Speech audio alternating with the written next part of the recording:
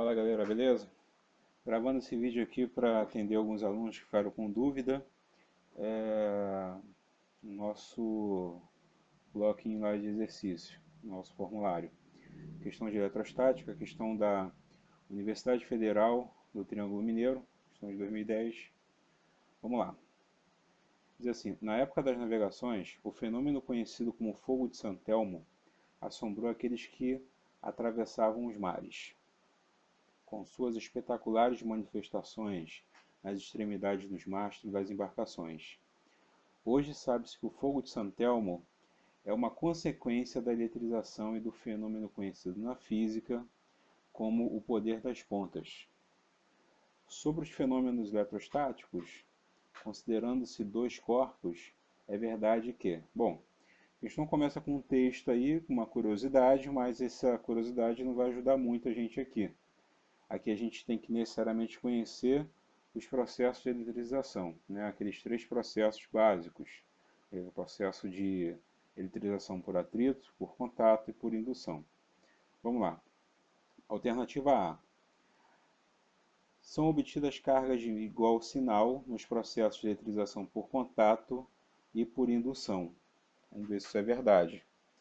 No processo de eletrização por contato, nós temos aqui, olha, duas esferas. Vamos pegar aqui uma inicialmente carregada com carga positiva, a esfera A, e uma esfera B inicialmente com carga Q igual a zero. Tá? Lembrando que a carga da esfera sendo zero, não necessariamente não quer dizer que ela não tenha carga. Todo o corpo é constituído de cargas, elétrons e prótons. Né? O que está acontecendo aqui é que a quantidade de carga positiva é igual à quantidade de carga negativa. O número de elétrons é igual ao número de prótons. Então ele não tem carga em excesso positiva nem carga em excesso negativa. Tá? Bem, então esse cara está inicialmente neutro. Quando eu coloco os dois em contato entre si, né, como esse aqui está com carga positiva, ele vai puxar alguns elétrons para ele. Né, os opostos se atraem. Quando eu afasto os dois corpos A e B, como esse cara aqui, o corpo B, ele perdeu alguns elétrons para o corpo A, ele, ao final desse processo, vai ficar com uma carga positiva, porque ele perdeu alguns elétrons. Tá? E, ao final do processo, ambos ficam com o mesmo sinal de cargas, ambos ficam com carga positiva, nesse caso aqui. Então, vamos lá. O processo, tá, são obtidas cargas de igual sinal nos processos de eletrização por contato. No contato está ok. Agora vamos ver o por indução, se isso é verdade. Processo de eletrização por indução.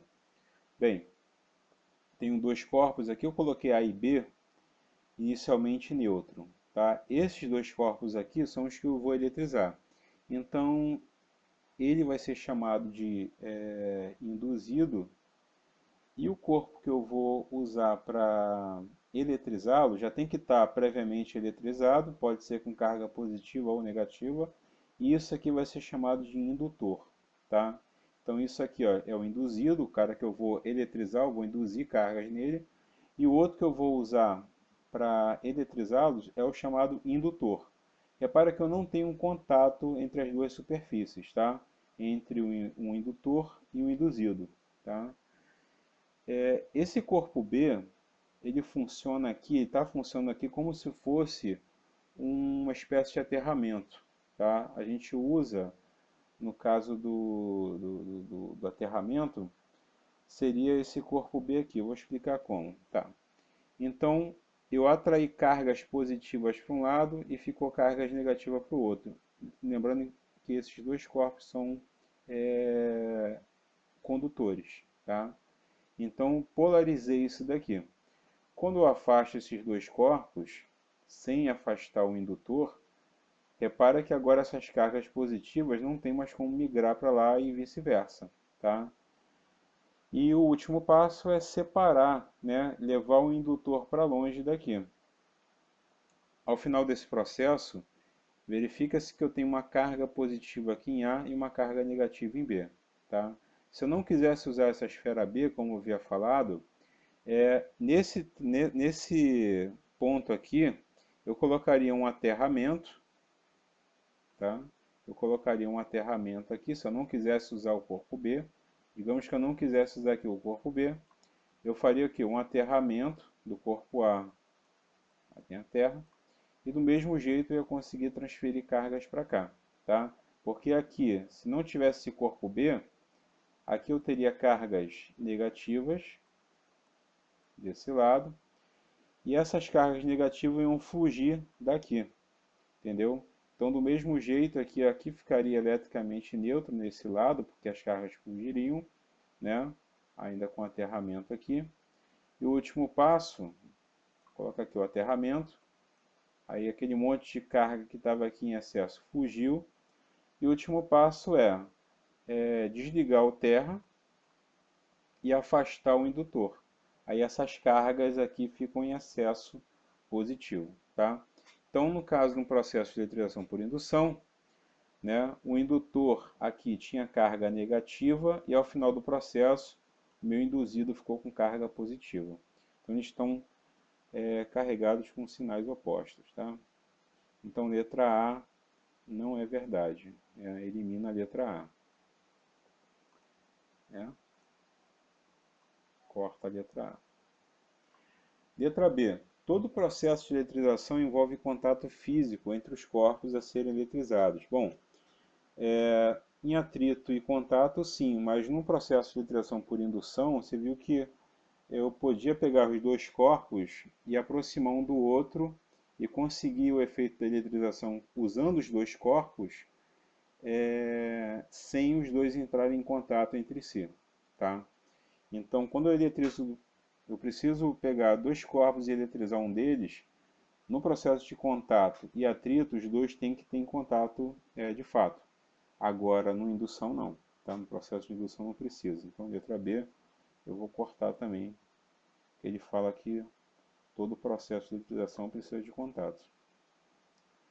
Letra C. Para que ocorra o processo de eletrização por atrito, um dos corpos necessita estar previamente eletrizado. Vamos ver se isso é verdade. Processo de eletrização por atrito. Tá? Repara que aqui, logo de cara, esse corpo aqui ele não tem carga em excesso, tá? O corpo está neutro e esse aqui também está neutro. Ao atritar um com o outro, há uma transferência de carga de um para o outro. Tá? Quem fica positivo e quem fica negativo. Aí você tem que pesquisar uma tabela que a gente chama de série triboelétrica. Nessa tabela você consulta quem tem mais afinidade de perder elétrons e quem tem mais afinidade de ganhar elétrons. Nesse caso aqui, nesse exemplo, algodão e vidro, o vidro ele tem afinidade de perder elétrons, mais afinidade de perder elétrons do que o algodão. Então o algodão ele vai ficar com essas cargas negativas. Tá? E de onde vieram essas cargas negativas? Exatamente do bastão de vidro. Né? Aqui a gente nota também o que a gente chama de processo de a conservação de cargas, né? A quantidade de carga que o algodão recebeu veio exatamente do vidro. Então, o algodão ficou com uma carga menos que e o vidro ficou com uma carga mais que. A mesma quantidade, só que com sinal oposto. Tá? Então, aqui a letra C. Para que ocorra o processo de eletrização por atrito, um dos corpos necessita estar previamente eletrizado. Isso não é verdade. Tá? Isso não é verdade. Então a gente corta a letra C também. Tá? Letra D. A eletrização por indução somente pode ser realizada com o envolvimento de um terceiro corpo.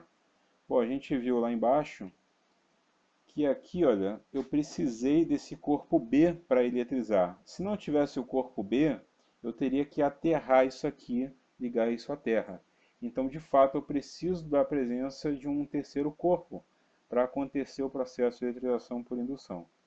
Tá? Então, a letra D, a princípio, é a correta.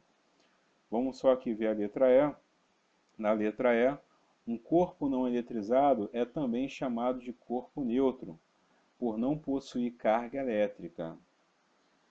Gente, todo corpo ele é constituído por cargas. Todos nós, na natureza, somos feitos de cargas elétricas, né? Cargas positivas e cargas negativas. São os elétrons e os prótons. Um corpo, quando a gente diz que ele está eletricamente neutro, quer dizer que a quantidade de carga positiva é igual à quantidade de carga negativa, tá? Mas ele tem cargas dentro dele, tá? Só que ele não está com excesso de carga negativa nem com excesso de carga negativa, positiva, certo? Então essa última alternativa aqui também está errada. Então a alternativa correta é a letra D, tá? A letra D é a correta.